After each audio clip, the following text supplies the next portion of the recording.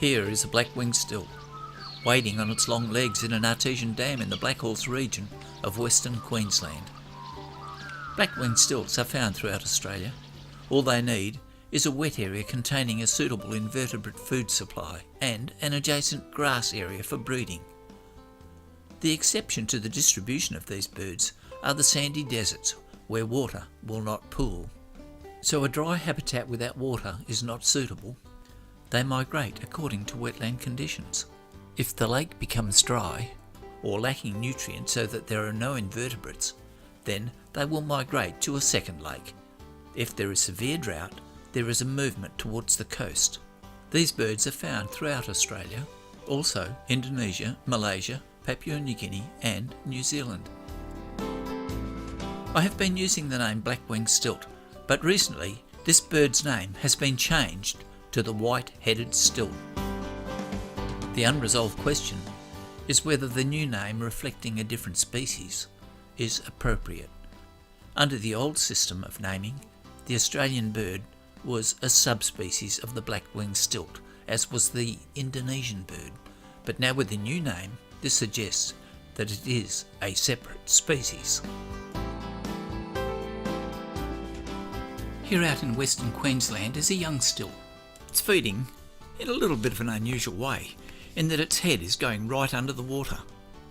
But as it matures, it will go more to a probing action, and then finally a dainty peck, taking insects, crustacea and their larvae for food. After a few weeks, that little sandy brown bird now has a grey cap, as seen here standing on the right. It has black wings. It is now a juvenile, but the black nape has not yet developed.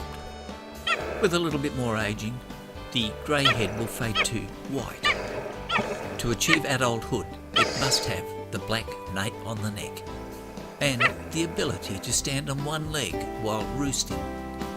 When it comes to identifying black-winged or white-headed stilts, the only other bird that may confuse one with this identity is the banded stilt, which has a black band going across the chest.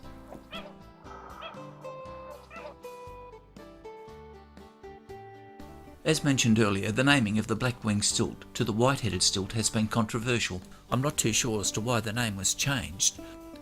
The binomial linear name is now Haematopus leucocephalus, meaning sandal on the foot of a whitehead. Historically, I believe the term white-headed stilt is much better because John Gould, the father of ornithology in Australia, used exactly this name to describe the bird. He then did a beautiful illustration with his wife in his volumes, The Birds of Australia.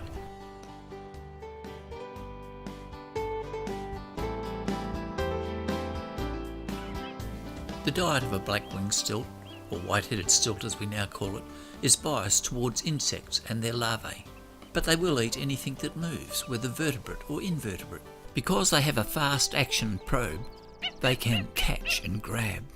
The feeding of the black-winged stilt is different than its cousin, the avocet. The avocet has a sideways, scything type action of the bill, but both are looking for the same thing, microcrustacea, worms, insects and their larvae.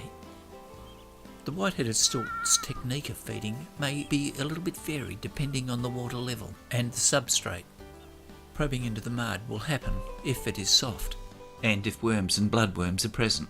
Otherwise, most feeding is done along the whole column of water. When the wind is blowing, these birds will peck more from the surface with a very dainty type of movement, feeding on the insects and seeds that have blown onto the surface water. This yapping white-headed stilt is a mature bird. I can't tell if this is a male or female bird. It is stated that the female has a more muddy appearance to the upper half of the body. On the insert, some of the birds have a reddish change, but when I look at it in detail, the red-tinged birds are all juvenile, and I can't tell an adult male from a female.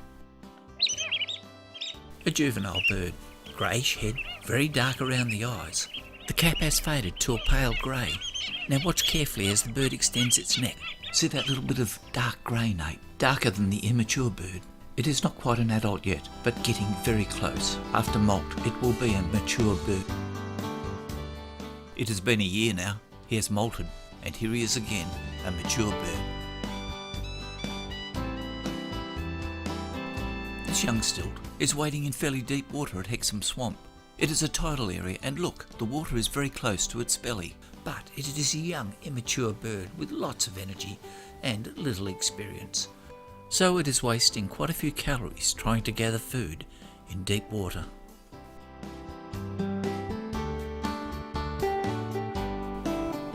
High tide, so the birds will look for a roosting site. On a hot day they will want water on their feet to keep cool. These birds were photographed at the Stockton foreshore, coming in to the shallow water. A great area to observe these birds. Once they have sorted out the tide and go into roosting mode, they will do a little bit of preening, then sleep in a hemispherical mode with one eye open. At Stockton in summer, it's a good time to observe these birds. In the heat of the day, they can tolerate standing in the hot sun as long as their feet are in water.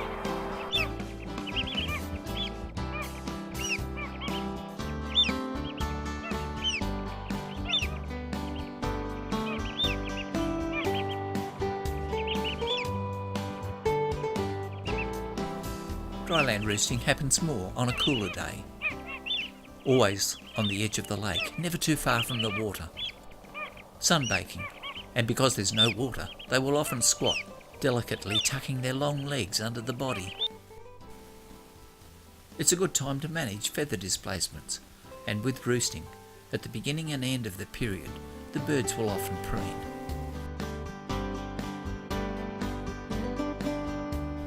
This bird in a dam out west has a slightly different feeding technique. Look at the bill going sideways, a little bit different than the vertical probing action usually seen.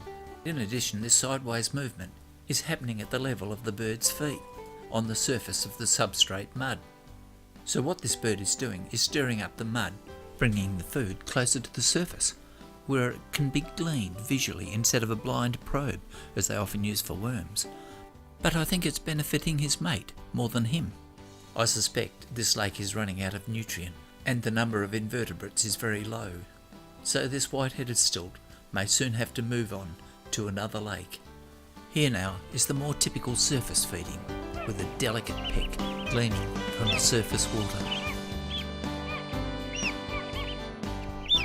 Most of the food that these birds eat is very small, and we really can't get a good video of it. Here is one occasion when we get the bird with a catch. It's eating a crab.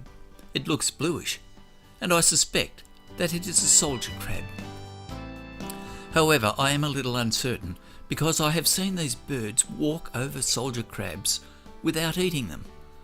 So it may well be something a little bit more palatable, like a ghost crab.